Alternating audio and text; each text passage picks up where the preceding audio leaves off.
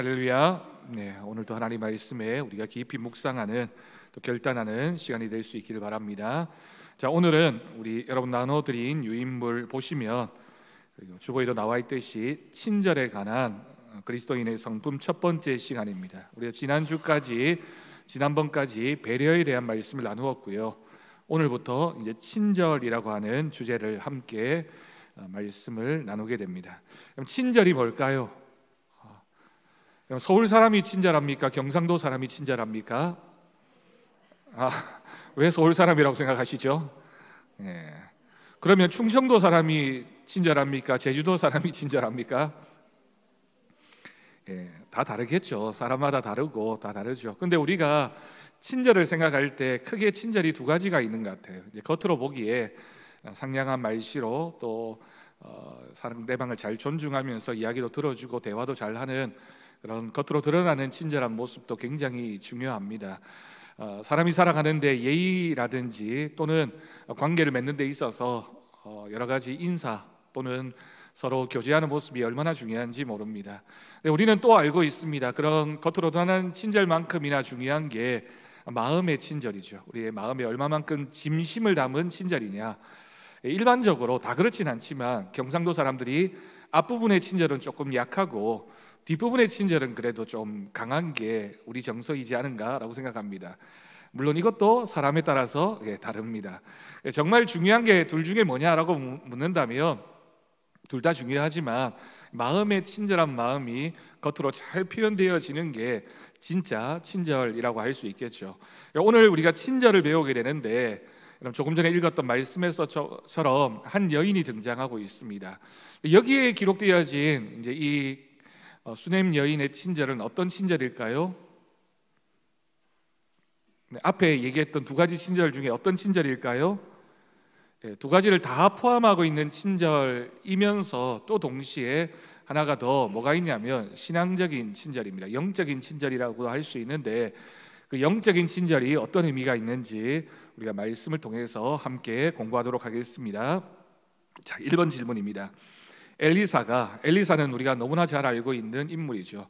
엘리야의 제자였고 참 능력이 많은 사람이었는데 담대한 마음도 있었던 인물입니다.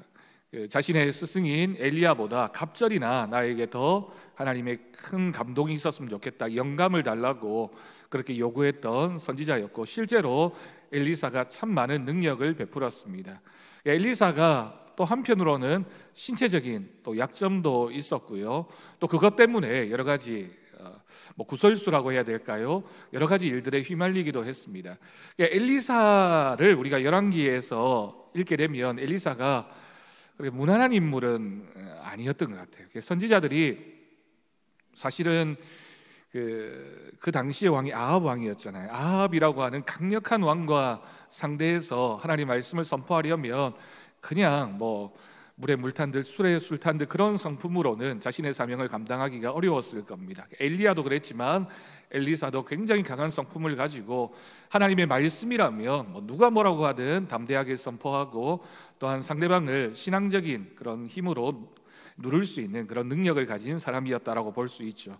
그 엘리사, 주변 사람들이 엘리사를 어떻게 대했을까요? 편했을까요? 좀 부담스러웠을까요? 편하지만은 않지 않았을까요? 여러분들은 제가 편하십니까? 아니면 불편하십니까? 때에 따라 또 다르시겠죠. 근데 조금 불편함을 느끼시는 분들도 계시는 것 같고요. 아무래도 왜인지 모르겠습니다. 제가 제 얘기를 하려니까 불편하게 느껴지는 분들도 계실 거고 아니면 또 좀 편하게 느껴지는 분들도 계시겠지만 저는 늘 생각할 때 목회자와 성도가 좀 가깝게 지냈으면 좋겠다.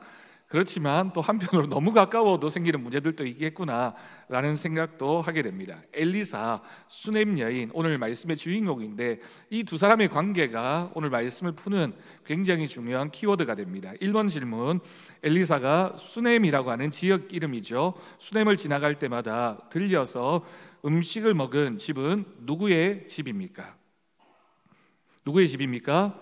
수넴에 있는, 이름은 나와 있지 않지만 한 여인의 집이었습니다. 엘리사에게 자기 집에 머물며 음식을 먹으라고 간절히 부탁했습니다.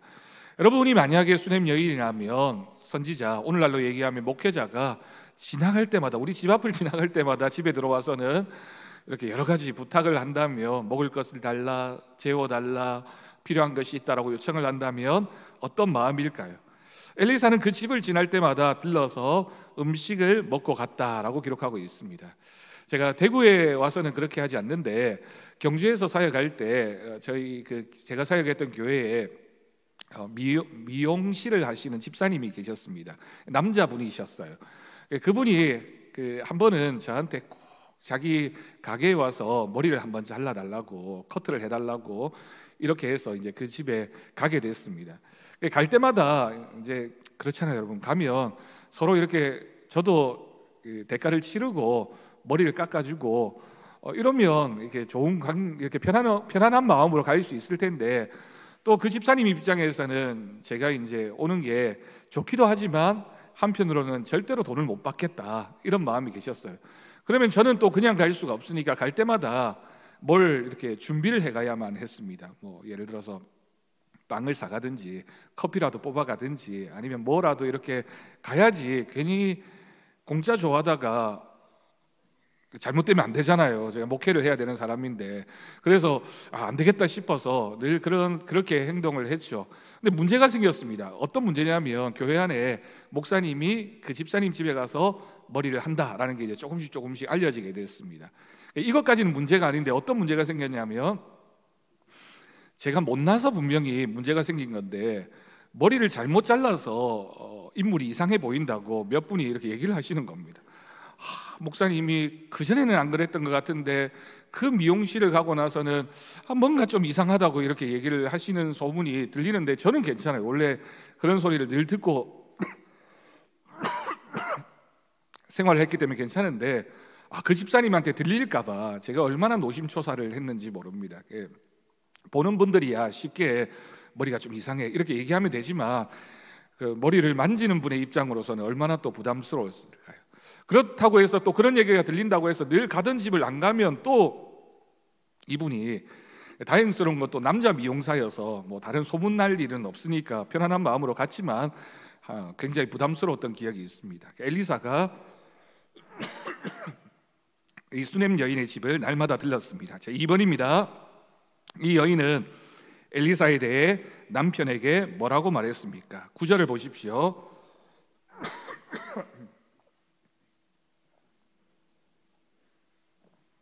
죄송합니다. 9절을 보십시오. 뭐라고 합니까? 여자는 자기 남편에게 우리를 지나가는 엘리사는 어떤 분이라고요?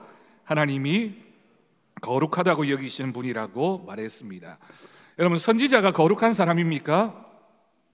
네, 물론 거룩한 사람입니다. 하지만 인간적으로 보기에 선지자도 약점이 있고 여러 가지 부족한 부분도 당연히 있겠죠. 엘리사가 완벽한 인물은 아니었을 겁니다.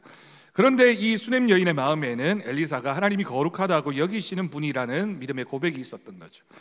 그럼 저는 그렇게 생각합니다. 우리가 누군가를 바라볼 때, 꼭 목회자가 아니더라도 누군가를 바라볼 때 그 사람에 대해서 존중하는 마음이 있으면 상대방도 나를 존중하는 마음으로 대하게 됩니다. 물론 교회에서 하는 얘기는 아니지만, 부처의 눈에는 부처가 보이고 도둑놈의 눈에는 도둑놈만 보인다, 뭐 이런 얘기가 있는 것처럼, 우리가 서로를 바라보면서 얼마나 존경하고 존중하는 마음으로 바라보느냐에 따라서 상대방도 그렇게 나에게 행동을 하는 거죠. 이 수냄 여인이 엘리사를 바라보면서 늘 존경하는 마음으로 하나님이 보내신 분이시다라는 마음으로 이 선지자를 아꼈던 것으로 보여집니다. 자, 3번입니다. 수냄에 있는 여인과 남편은 엘리사에게 어떤 친절을 베풀었습니까? 10절을 보면 구체적으로 쭉 기록하고 있습니다. 그들은 지붕 위에 작은 방 하나를 만들고 그 방에 엘리사를 위해 침대와 책상과 의자와 등잔대를 들여놓고 엘리사가 들릴 때마다 묵어가게 했습니다. 아마도 자신들이 베풀 수 있는 친절함을 다 표현했던 것 같아요. 아마도 형편에 맞는 대로, 또 내가 할 수 있는 부분에 대해서 최선을 다해서 이 엘리사를 대했고요. 엘리사도 만약 이 가정이 불편했다면 이렇게 자주 들리지는 않았겠죠. 엘리사도 이 수냄 여인의 집에 진심 어린 그 대접을 받고 기쁜 마음으로 이 여인에게 그 집을 자주 찾아가서 교류하는 모습을 우리가 볼 수가 있습니다. 자, 4번입니다. 엘리사는 수넴 여인의 집 방에 들어가 누워 사환 게하시에게 무엇을 시켰습니까? 11절과 12절을 보면 여러 긴 내용이 있지만 엘리사는 게하시에게 수넴 여자를 불러오라고 요청하게 됩니다. 자, 5번입니다. 엘리사는 여인의 어떤 점을 칭찬했습니까? 13절을 보면 엘리사는 여자의 귀한 친절에 감동했고요, 세밀하게 정말 뭐가 필요한지를 알고 친절을 베풀고 있는 그 여인을 칭찬했습니다. 그리고 수넴 여자에게 무엇을 해주면 좋겠느냐라고 물었습니다. 그러면서 이제 덧붙이기를, 왕이나 군대 사령관에게 부탁할 것이 있으면 말해보라. 내가 얼마든지. 엘리사가 사실은 굉장히 많은 영향을 미쳤던 인물이고 또 그 나라에서는 귀하게 대접받는 선지자였기 때문에 자신의 힘껏 당신을 도와줄 수 있다라고 말했던 거죠. 그러자 여자는 뭐라고 얘기합니까? 자기 백성과 함께 살고 있으니 별 어려움이 없다. 나는 특별히 당신에게 요청할 것이 없다라고 말하게 됩니다. 자, 6번입니다. 엘리사는 이 가정을 오랫동안 드나들었기 때문에 이 가정에 정말 뭐가 필요한지를 알고 있었습니다. 아들이 없고 남편도 늙은 수넴 여인에게 무엇을 예언했습니까? 14절에서 16절까지의 말씀입니다. 우리가 종종 그런 말 하죠. 하늘을 봐야 별을 따지. 아들이 오랫동안 결혼하고도 없었고요, 또 남편도 늙었으니 이제 이 가정에 자녀가 생긴다라고 하는 것은 생각할 수 없는 일이었던 거죠. 그런데 우리가 잘 알고 있는 것처럼 성경에 자녀가 없다라고 하는 것은 그 가정에 굉장히 심각한 문제였음에 틀림이 없습니다. 엘리사는 게하시를 통해서 수넴 여자에게 아들이 없고 남편이 늙었다라고 하는 것을 들었고요, 이야기를 듣고 난 후에 여자에게 내년 이맘때쯤 아들이 있을 것이라고 예언하게 됩니다. 우리가 열왕기하 4장 말씀을 조금 전에 읽었는데 이 말씀이 창세기에 기록되어진 사건과 굉장히 유사하다라고 하는 것을 우리가 알 수 있습니다. 누구의 사건과 유사합니까? 믿음의 우리가 조상이라고 부르는 아브라함의 집에 있었던 일과 굉장히 유사하네요. 아브라함이 천사를 잘 대접하니까 지나가던 천사가 아브라함에게 내년 이맘때 당신의 집에 아들이 있을 것이다. 사라가 들었습니다. 사라가 어떻게 생각했습니까? 무슨 얘기냐, 우리 남편이 지금 몇 살인데 나는 또 이미 이렇게 나이가 들어서 여자로서 아무런 기능을 하지 못하는데 어떻게 나에게 아들이 있단 말이냐. 그래서 사라가 어떻게 했습니까? 피식하고 웃어버렸습니다. 그랬더니 천사가 아니다, 있을 것이다 라고 예언했고 그 말씀 그대로 1년 후에 그 가정에 아들이 생기는 귀한 하나님의 선물, 하나님의 응답이 주어지게 되죠. 이삭이라고 하는 인물도 그때 일을 비롯하여 생겨난 이름이기도 합니다. 그 사건이 오늘 말씀에 굉장히 비슷하게 기록되어져 있네요. 아브라함과 이 수넴 여자 그리고 남편의 공통점이 뭡니까? 두 사람 다 지나가는 나그네에게, 지나가는 자기의 집에 들른 사람에게 굉장히 친절했다라고 하는 겁니다. 마음을 다해서 우리 집에 온 손님이고 하나님이 귀하게 사용하시는 분이니까 내가 잘 대접해야지 라고 생각을 하고 친절을 베풀었더니 하나님께서 정말 그 가정에 불가능해 보이고 아무런 소망이 없어 보이는 이 가정에 큰 소망을 하나님께 허락해 주셨습니다. 7번입니다. 한 해가 지난 후 엘리사의 예언은 어떻게 응답되었습니까? 그 후 수넴 여인에게 생긴 문제는 무엇입니까? 엘리사가 예언한 대로 여자는 임신했습니다. 그리고 그 다음 해에 아들을 낳았습니다. 정말 기적과도 같은 일이 일어나게 됩니다. 그런데 우리가 읽지 않았지만 그 뒤에 얘기를 보면 어느 날 갑자기 이 아이가 아버지에게 머리가 아프다라고 했고 아버지가 이 아이를 엄마에게 빨리 데려가라라고 말을 했습니다. 그런데 얼마 지나지 않아 아이는 엄마 무릎에 앉아 있다가 죽고 말았습니다. 여러분, 이 일을 경험한 이 가정에 어떤 절망감이 찾아왔을까요? 정말 말 그대로 이 사건도 굉장히 유사한 한 장면이 있는데 하나님이 100세에 얻은 아브라함의 아들 이삭을 하나님 뭐라고 말씀하셨습니까? 이 아들을 나에게 바쳐라 라고 요구하죠. 바친다라고 하는 건 양이나 소처럼 죽여서 하나님께 바치는 겁니다. 거의 비슷한 구조의 사건이 일어나게 된 겁니다. 하나님 차라리 그렇게 생각할 수도 있겠죠. 차라리 주시지나 말지 왜 늙은 우리 집에 이 아들을, 귀한 아들을 주셔놓고 이런 일이 벌어졌습니까? 라고 생각할 수밖에 없는 그런 상황이 이 가정 가운데 일어나게 된 겁니다. 이 여자의 집안에 두 가지 사건이 일어나게 됐네요. 두 가지 사건 다 이해하기 어려운 사건입니다. 첫 번째 이해하기 어려운 사건은 뭡니까? 하나님께서 이 가정에 아들을 주신 거죠. 도저히 가망이 없어 보이고 희망이 없어 보이는 이 가정에 아들을 주셨다. 와, 놀라운 기적이고 이해할 수 없는 일입니다. 두 번째는 더 심각한 일이네요. 그 아들이 죽어버렸습니다. 하나님 왜 이러셨을까? 하나님이 주신 아들임에 틀림이 없잖아요. 그냥 젊어서 당연하게 낳은 아들이라면 그 아들이 그냥 뭐 여러 가지 이유로 죽을 수도 있겠지만, 그러나 이 아들은 하나님이 특별히 선지자를 통하여 주신 아들이고 뭔가 계획하심과 뜻이 있어서 주신 아들인데 이 아들이 죽게 되는 일이 이 가정에 일어나게 됐습니다. 자, 8번입니다. 이 여인의 위대한 점이 있습니다. 이 여인이 그 마음에 어떤 믿음이 있었는지를 우리가 알 수 있죠. 여인은 자기 문제를 해결하기 위해서 누구를 찾아갔습니까? 21절에서 25절까지를 보면 수넴 여자는 죽은 아들을 하나님의 사람 엘리사의 침상 위에 두고는 문을 닫고 나옵니다.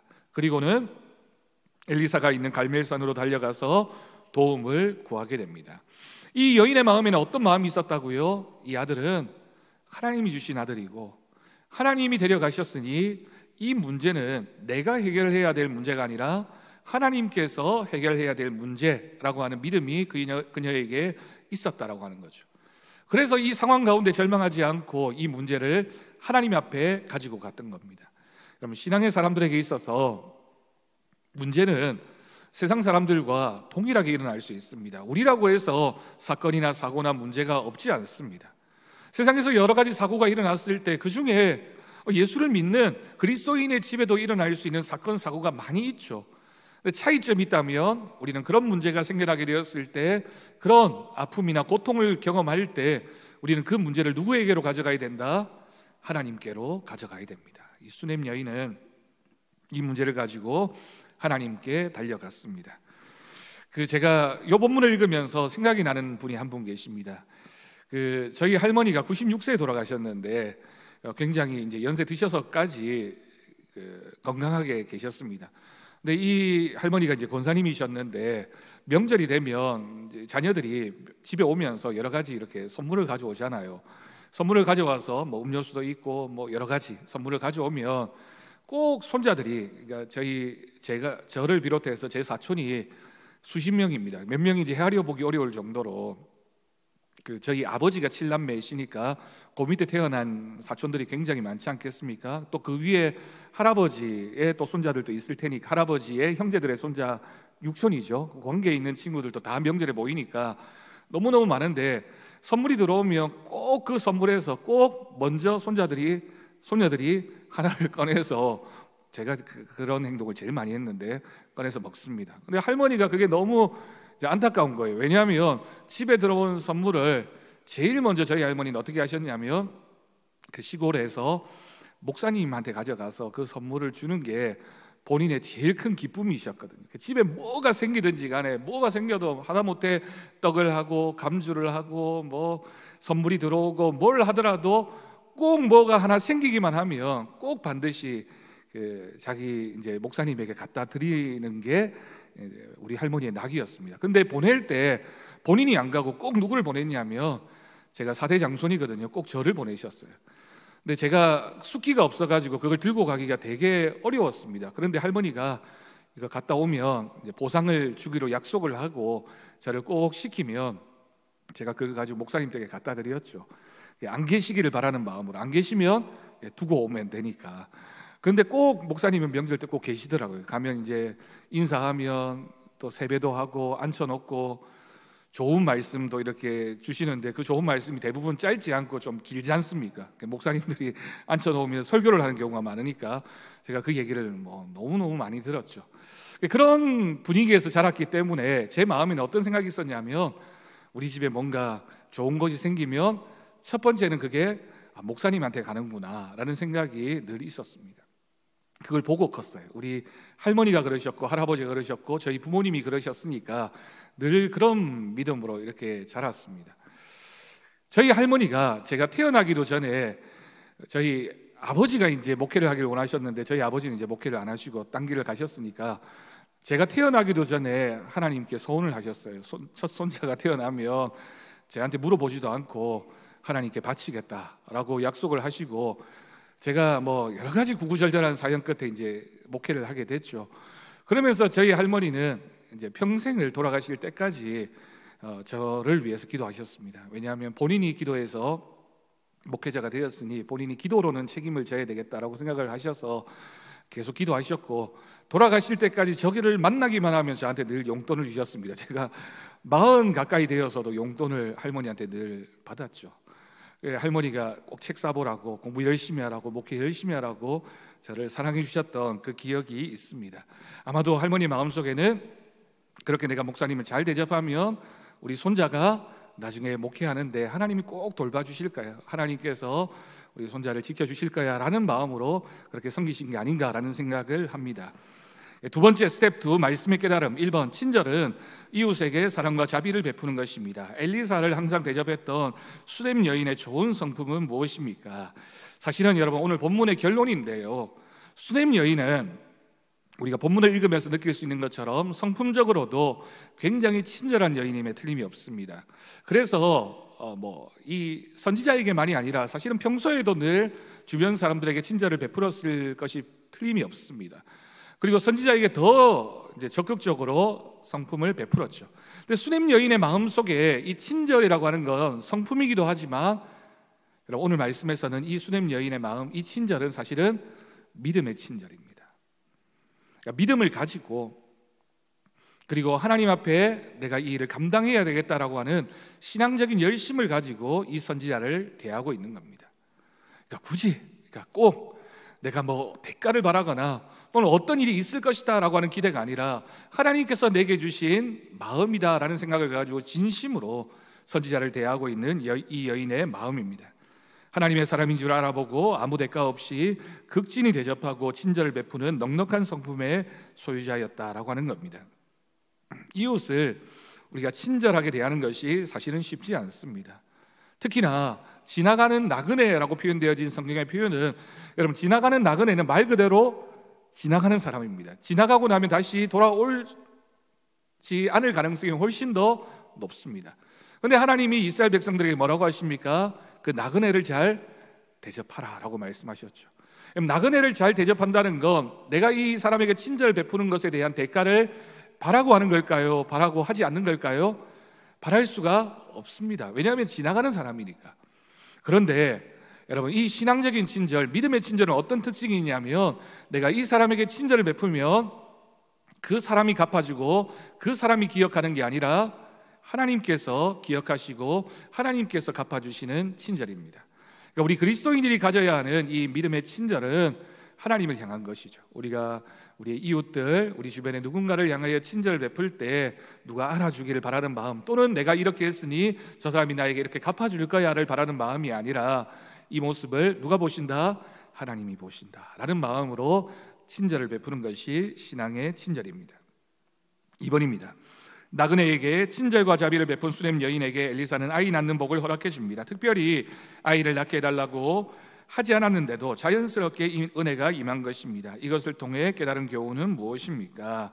엘리사는 아무 이유 없이 자기에게 친절히 대하며 필요한 모든 것을 채워준 여인에게 보답했습니다. 하나님의 응답이었다라고 하는 거죠. 이 가정에 하나님의 은혜가 임하게 됩니다. 친절이 가지는 힘은 내가 친절을 베풀면 친절로 돌아오게 됩니다. 그러니까 우리가 이웃을 향해서도 친절을 베풀면 우리 그런 얘기를 하잖아요. 가는 말이 고우면 오는 말도 곱다. 이건 이제 일반적인 관계고요. 우리가 지금 믿음의 친절을 얘기할 때 이 친절은 이웃을 향하여 베푸는 친절이기도 하지만 하나님 앞에서의 친절이기도 합니다. 그래서 내가 이러한 친절을 통하여 하나님이 나에게 친절을 돌려주신다라는 믿음이 우리 가운데 있기를 바랍니다. 3번입니다. 수넴 여인이 엘리사에게 친절을 베푼 모습을 통해 친절을 베푸는 구체적인 방법을 정리해 보십시오. 그럼 다른 사람에게 친절을 베풀 때는 어떻게 해야 됩니까? 그 사람의 상황을 미리 알아서 그에게 필요한 것을 배려하여 친절을 베푸는 것입니다. 그러니까 내가 남는 것, 내가 사용하고 남은 것을 주는 게 친절이 아니라 그 사람에게 정말 필요한 것을 대접하고 챙겨주는 것이 친절입니다. 근데 친절하려면 중요한 조건이 있습니다. 친절하려면, 내가 상대방에게 친절하려면 뭘 해야 되냐면 그 사람을 유심히 살펴야 됩니다. 왜냐하면 그 사람이 정말 필요한 것을 알려면 그 사람의 상황을 알아야 되잖아요. 이걸 뭐라고 하냐면 우리가 공감이라고 합니다. 그 사람의 형편에 대해서 공감하는 마음, 그 사람에 대해서 내가 관심을 가지는 마음이 있어야지만 진정한 친절을 베풀 수 있다라고 하는 거죠. 엘리사에게 침대와 책상과 등잔과 의자 등을 준비해 준 여인의 친절은 굉장히 세밀했고요. 이 친절은 엘리사를 깊이 지켜보면서 정말 이 선지자에게 필요한 것이 무엇인지를 곰곰이 생각하고 그 입장에 서 보았기 때문에, 관심을 가졌기 때문에 주어지는 친절입니다. 내가 주고 싶은 걸 주는 게 친절이 아니라 상대방에게 필요한 것을 주는 것이 친절이다. 그러려면 그 상대방에게 뭐가 있어야 된다? 관심과 공감하는 마음이 있어야 된다. 기억할 수 있기를 바랍니다. 형식적인 친절이 아니라, 조건적인 친절이 아니라 조건 없이, 그리고 그 상대방의 마음에 깊이 공감하는 친절이 우리에게도 필요합니다. 자, 스텝 3 말씀의 적용입니다. 그리스도인은 이웃에게 무례히 행하면 안 됩니다. 친절한 사람으로 인식되어야 합니다. 당신은 이웃에게 어떤 친절을 베풀고 있습니까? 가까운 이웃과 주변 사람들에게 친절을 베푸는지 당신의 모습을 점검해 보세요. 여러분, 우리가 사실 오늘날의 이 시대는 친절하기가 참 어려운 시대입니다. 여러 가지 복잡한 부분이 굉장히 많죠. 그리고 내 친절이 혹시라도 저 사람에게 오해를 받거나 아니면 내 친절을 거부하면 어떨까라는 마음 때문에 우리가 친절을 베풀기가 어렵습니다. 그럼 내가 친절한 사람인지 내가 친절하지 않은 사람인지를 누가 알까요? 내가 압니까? 그건 내 생각이고요. 우리 주변의 사람들이 알죠. 나를 바라보면서 저 사람은 정말 친절한 사람이야, 마음에 친절한 마음이 있는 사람이야 라고 하는 것을 알 수 있습니다. 부부간에도 친절해야 됩니다. 부부간에 친절한 것. 제가 여기 동네에 저녁에 이렇게 다니다 보면 부부간에 꼭 이렇게 두 손을 꼭 잡고, 두 손을 꼭 잡으면 걸을 수가 없네요. 한 손을 이렇게 꼭 잡고 이렇게 운동을 다니는, 이렇게 산책 다니는 분들을 보면 굉장히 부럽습니다. 정말 저 두 분의 그 손잡은 손에는 친절한 마음이 있구나, 서로 존중하고 아끼고 사랑하는 마음이 있구나라는 것을 느낍니다. 여러분, 부부간에 걸어 다니실 때 손을 잡고 걸어 다니십니까? 아니면 자기 팔짱 자기가 끼고 이렇게 걸어 다니십니까? 우리가 친절한 마음이 있다면 친절한 행동으로 표현되어졌으면 좋겠습니다. 저도 그랬으면 좋겠습니다. 2번입니다. 이번 주간에 친절할 수 있는 친절에 대해 말해보세요. 여러분, 오늘 말씀 함께 나누면서 생각나는 한 분이 있다면 내가 언제 누구에게 무엇을 해야 되겠다, 내가 가족 안에서도 또 주변의 누군가에게도 내가 좀 친절했으면 좋겠다라는 생각나는 분이 있으면 한번 적어보시고, 적어보는 데서 끝나지 말고 뭘 해야 될까요? 실천하십시오. 이번 한 주간에 한 사람에게라도 그리스도의 사랑으로 그 친절한 마음을 꼭 실천하는 우리 더사랑교회 성도들이 될 수 있기를 바랍니다.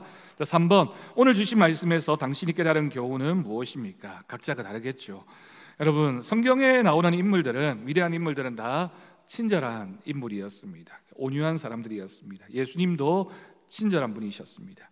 친절이 삶에 배어 있다는 것은 평소 사람에 대한 이해가 건전하다라고 하는 겁니다.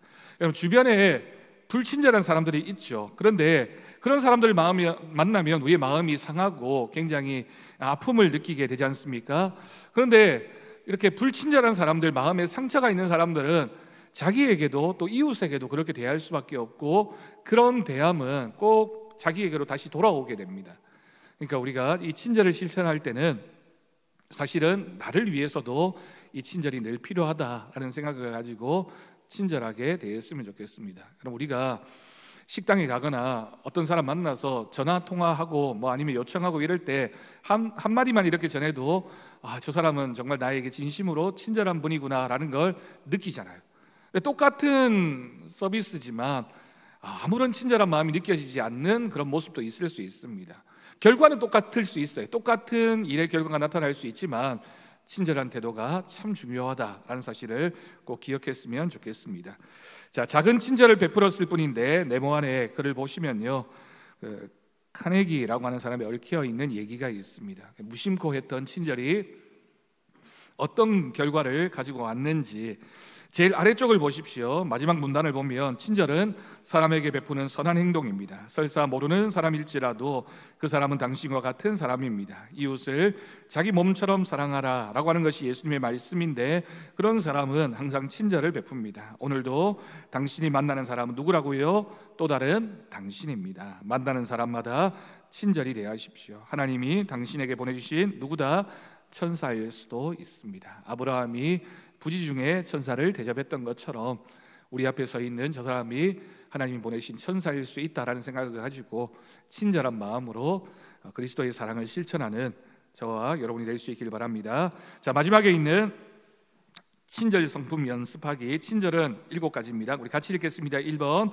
친절은 이웃에게 자비를 베푸는 것입니다. 2번, 친절은 이웃에게 사랑을 베푸는 것입니다. 3번, 친절은 이웃을 인자하게 대하는 것입니다. 4번, 친절은 다른 사람을 자기보다 높이는 것입니다. 5번, 친절은 다른 사람을 귀하게 생각하는 것입니다. 6번, 친절은 마음을 몸으로 표현하는 것입니다. 7번, 친절은 온유한 마음으로 사람을 대하는 것입니다. 아멘. 여러분 꼭 기억하시고 이번 한 주간 친절한 그리스도인으로 살아가는 저도 또 여러분도 되시기를 바랍니다. 우리 찬송가 459장 함께 찬양하겠습니다.